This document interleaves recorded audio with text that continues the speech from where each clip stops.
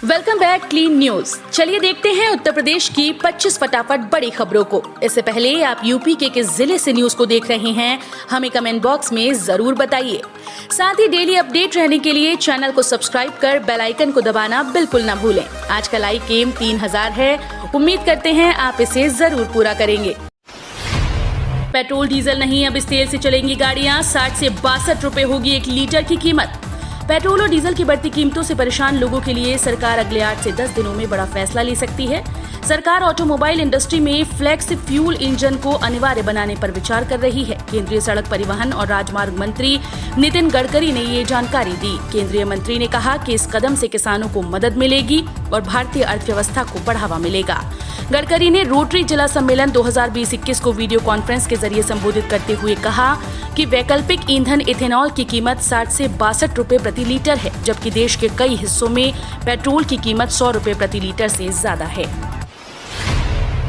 योगी सरकार का बड़ा फैसला, साप्ताहिक बंदी में भी खुलेंगे धार्मिक स्थल। कोरोना की दूसरी लहर के सुस्त पड़ने के बाद प्रदेश की योगी सरकार ने प्रदेश के धार्मिक स्थल अब साप्ताहिक बंदी के दिन खोलने का फैसला लिया है। कोरोना प्रोटोकॉल का पालन करते हुए लोग धार्मिक मान्यताओं की पूर्ति कर सकेंगे। योगी सरकार ने इसके लिए सोमवार को दिशा निर्देश जारी कर दिए। एक समय में धर्मस्थल के अंदर केवल 5 श्रद्धालु ही मौजूद रह सकेंगे। प्रदेश में कोरोना के लगातार घटते मामलों और तेजी से सामान्य होते हालात को देखते हुए योगी सरकार ने धार्मिक स्थलों को साप्ताहिक बंदी के दिन भी खुले रखने का फैसला लिया है। कोरोना के कारण लंबे समय से धार्मिक स्थलों के बंद रहने के कारण लोग अपने आराध्य के दर्शन और पूजन के लिए परेशान थे।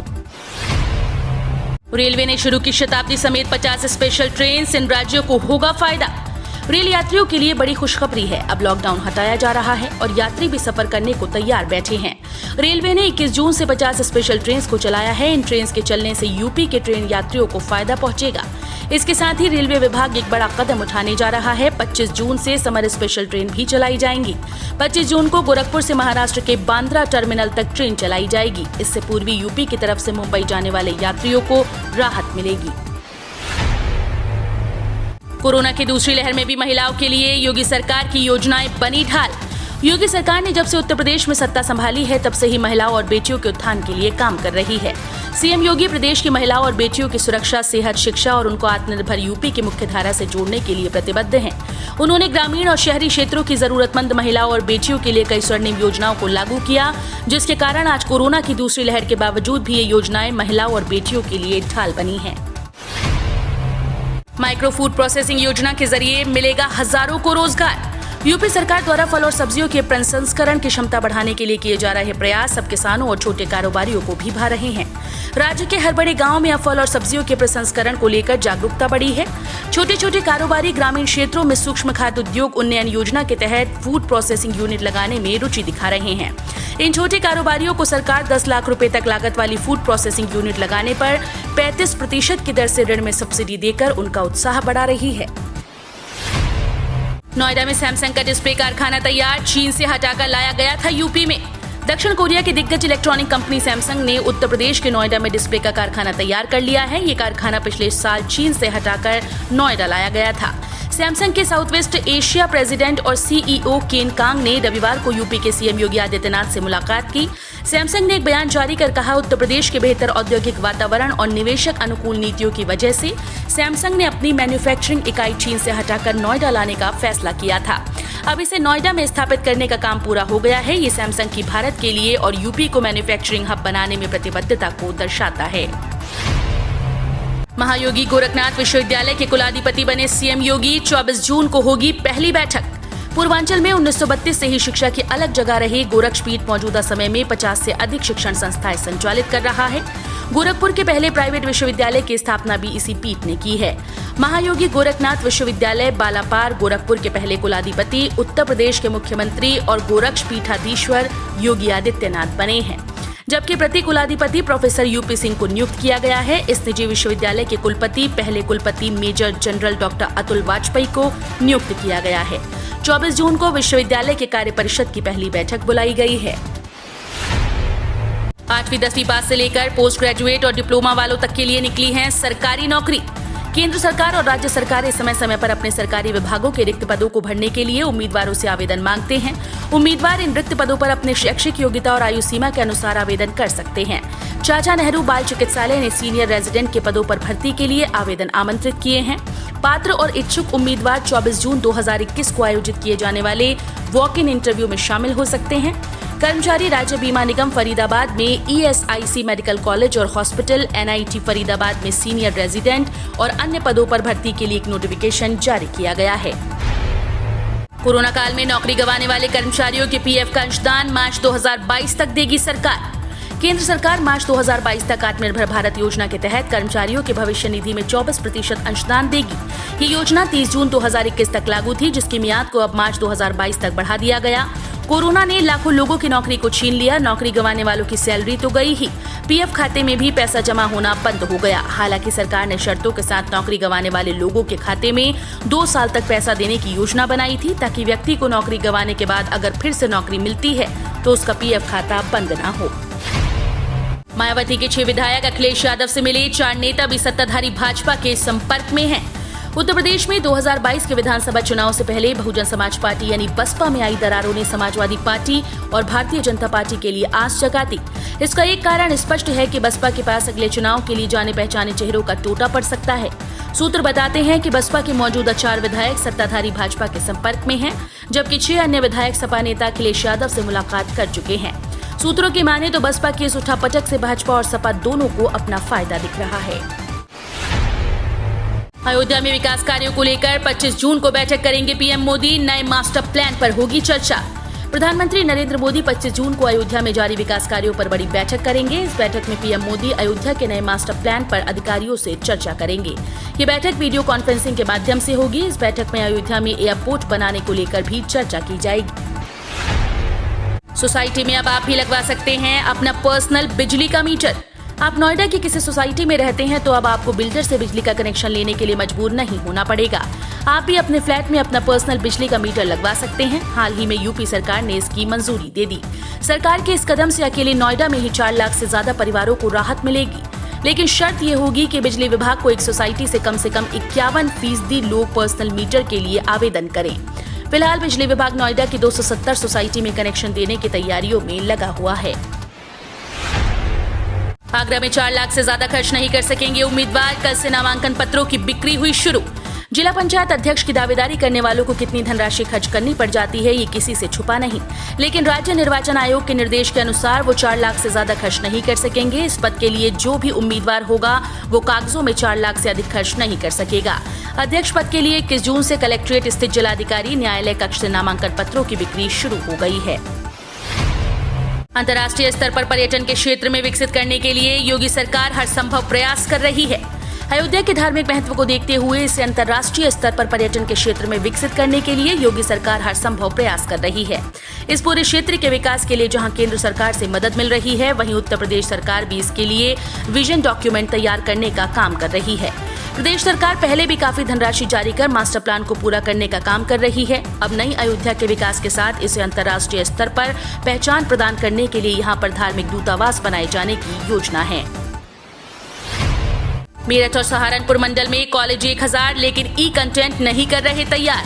मेरठ और सहारनपुर मंडल में 1000 से अधिक कॉलेज चौधरी चरण सिंह विश्वविद्यालय से जुड़े हैं, लेकिन ई-कंटेंट तैयार करने में यहाँ के शिक्षक काफी पीछे हैं।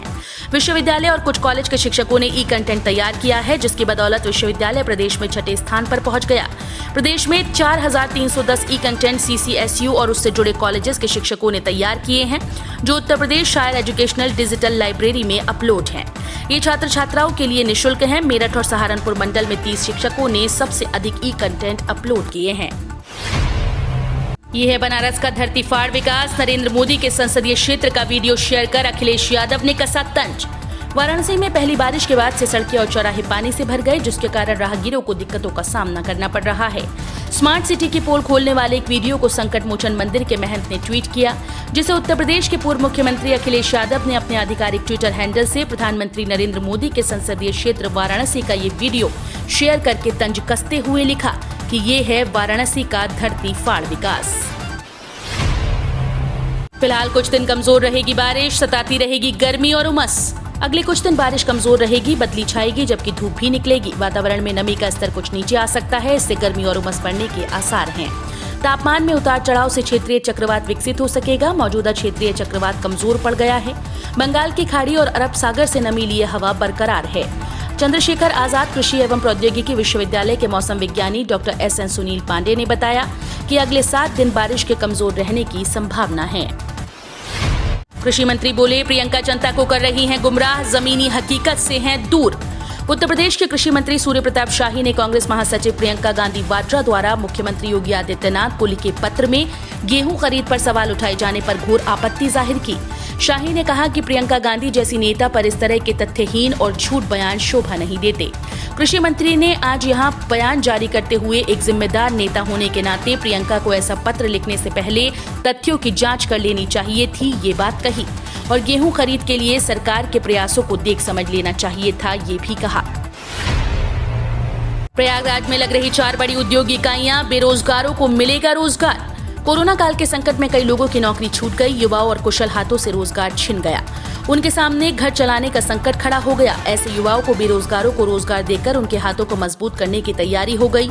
अब बेरोजगारी का दंश युवाओं को नहीं सहना पड़ेगा। यमुना पार क्षेत्र में oxygen cylinder, Chilka sand processing unit, distillery plant और शुगर मिल 4 बड़ी इकाइयां लगा रही हैं। कुछ इकाइयां हाल में शुरू भी हुई हैं। यूपी में विधानसभा चुनाव के लिए प्रचार मोड में आई बीजेपी। मुफ्त वैक्सीनेशन और राशन योजना पर जोर। उत्तर प्रदेश में भारतीय जनता पार्टी ने आगामी विधानसभा चुनाव की तैयारियां शुरू कर दी। केंद्र की नरेंद्र मोदी और राज्य में योगी आदित्यनाथ सरकार की योजनाओं से लोगों को राशन मिल रहा है। वहीं फ्री वैक्सीनेशन की सुविधा भी नई रणनीति से शुरू हो रही है। इसके साथ ही भाजपा प्रचार के मोड में आ गई। पार्टी लोगों को टीका लगाने में मदद करने के लिए बूथ स्तरीय अभियान चला रही है। उन्हें रजिस्ट्रेशन करने में सहायता कर रही है और कोई दिक्कत आने पर टीकाकरण कैंपस में मौजूद पार्टी वॉलंटियर्स की मदद कर रहे हैं। यूपी पर बीजेपी का मंथन। BS संतोष और राधा मोहन सिंह तैयार कर रहे चुनावी रोड मैप। यूपी में अगले साल होने जा रहे विधानसभा चुनाव के लिए बीजेपी ने तैयारियों को और धार देना शुरू कर दिया। मिशन 2022 को लेकर बीजेपी अभी से संजीदा है। इसके लिए कोई कोर कसर बाकी नहीं रखना चाहती। इसलिए राष्ट्रीय महामंत्री संगठन BS संतोष, प्रदेश प्रभारी राधा मोहन दोबारा राजधानी लखनऊ पहुंचकर संगठन और सरकार के साथ मिलकर चुनावी रोड मैप तैयार कर रहे हैं। जून की शुरुआत में 2 दिन सरकार और संगठन के कामकाज की रिपोर्ट लेकर दिशा निर्देश देकर गए पार्टी के राष्ट्रीय महामंत्री संगठन BS संतोष प्रदेश प्रभारी राधा मोहन सिंह के साथ राजधानी पहुंचे हैं। कोरोना काल के हालात पर बीमा कंपनीज भी संवेदनशील। बिना मृत्यु प्रमाण पत्र भी मिलेगा क्लेम। वैश्विक महामारी कोरोना वायरस संक्रमण के बाद देश में खराब हो गए हालात के बीच में बीमा कंपनीज ने बेहद संवेदनशील कदम उठाया। कोरोना वायरस संक्रमण से किसी की भी मौत के बाद उनके परिवार को क्लेम प्राप्त करने के लिए कागज एकत्र करने के लिए अधिक दौड़ भाग नहीं करनी पड़ेगी। सिर्फ अस्पताल के डेथ सर्टिफिकेट या फिर अंत्येष्टि स्थल की पर्ची से भी बीमा का क्लेम मिल जाएगा। आपदा के दौर में बीमा कंपनीज ने अपने सख्त नियमों में बदलाव कर बीमा धारकों को बड़ी राहत दी है। भारत से कनाडा जाने वाली फ्लाइट्स पर 1 और महीने के लिए रोक रहेगी। कोरोना महामारी को देखते हुए कनाडा ने भारत से आने वाली फ्लाइट को अगले महीने तक के लिए स्थगित कर दिया। हालांकि इसकी औपचारिक घोषणा नहीं हुई है, लेकिन समझा जा रहा है कि सोमवार के बाद इस संबंध में एक औपचारिक घोषणा की जाएगी। एक अधिकारी ने बताया कि इस संबंध में पहले से भारत सरकार को सूचित कर दिया गया है। सबसे पहले 22 अप्रैल को कनाडा सरकार ने भारत से आने वाली फ्लाइट्स पर प्रतिबंध लगाया था। इस प्रतिबंध को अगले 30 दिनों के लिए लागू किया गया था। भारत में कोरोना के हालात सही नहीं होने के कारण 21 मई के भारत से आने वाली फ्लाइट्स पर प्रतिबंध को पुनः 1 महीने तक बढ़ा दिया गया था। UAE में काम करने वाले भारतीयों के लिए खुशखबरी। 23 जून से शुरू होगी फ्लाइट। संयुक्त अरब अमीरात यानी UAE में काम करने वाले भारतीयों के लिए खुशखबरी है। दरअसल दुबई की कंपनी अमीरात एयरलाइंस ने 23 जून से भारत से फ्लाइट्स को फिर से शुरू करने की घोषणा की। दुबई की आपदा प्रबंधन कमेटी ने कोरोना वैक्सीन लगवा चुके भारत, दक्षिण अफ्रीका और नाइजीरिया के लोगों को UAE में अपने घर आने की अनुमति दी है। अमीरात एयरलाइंस ने ट्वीट कर कहा कि वो भारत, दक्षिण अफ्रीका और नाइजीरिया के यात्रियों को अनुमति दिए जाने के फैसले का स्वागत करती है। वहीं बात करें आज की आखिरी खबर कोरोना अपडेट पर, तो यूपी में बीते 24 घंटे में 213 नए मामले। महोबा फिलहाल कोरोना मुक्त। यूपी में कोरोना संक्रमण का कहर खत्म हो रहा है। प्रदेश में एक्टिव केसेस की संख्या के साथ ही मृत्यु दर में भी कमी आई है। वहीं रिकवर हुए मरीजों की संख्या में बढ़ोतरी हो रही है। उत्तर प्रदेश अपर मुख्य सचिव सूचना नवनीत सहगल ने सोमवार को बताया कि बीते 24 घंटे में कोरोना के 213 नए मामले आए, जबकि 748 लोग डिस्चार्ज हुए हैं। वहीं महोबा यूपी का पहला जिला बन गया, जहां दूसरी लहर के बाद आधिकारिक तौर पर कोविड का कोई एक्टिव केस नहीं है। हम रोज ऐसे ही न्यूज लाते रहेंगे। यदि आपने अभी तक क्लीन न्यूज यूपी को सब्सक्राइब नहीं किया है तो फटाफट सब्सक्राइब कर लें। साथ ही बेल आइकन को प्रेस करना बिल्कुल ना भूलें ताकि लेटेस्ट अपडेट मिस ना हो।